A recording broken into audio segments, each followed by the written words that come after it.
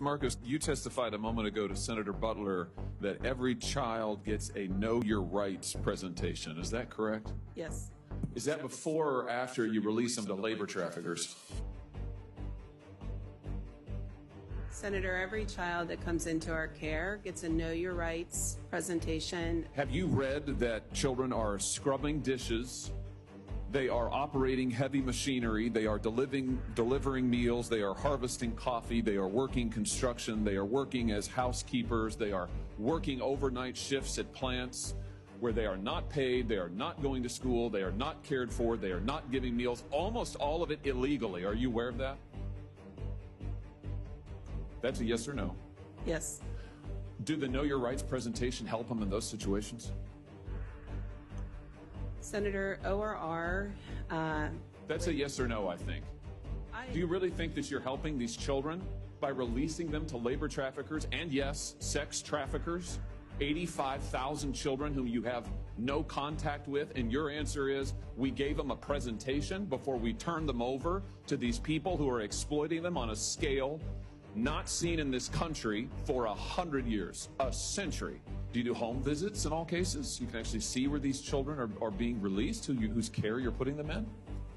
We do not do home visits in all cases. Senator, I'd really like the opportunity to talk about what we Let's look at what the secretary said to you. Mr. Becerra, the secretary, told the ORR director, that's you, right? Extraordinary times call for extraordinary people. Yes. That if she could not increase the number of discharges, he would find someone who could. That if Henry Ford had run his plants like this, he would never have become famous and rich. This is not the way you do an assembly line.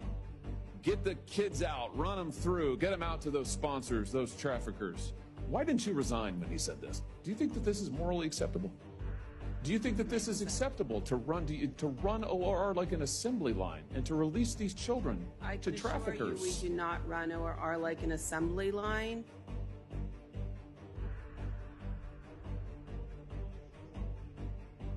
The safety and well-being of children is our top concern. Plainly, it is not your top concern because you have managed to lose 85,000 of them. And they're with labor traffickers. How many are you in regular contact with right now?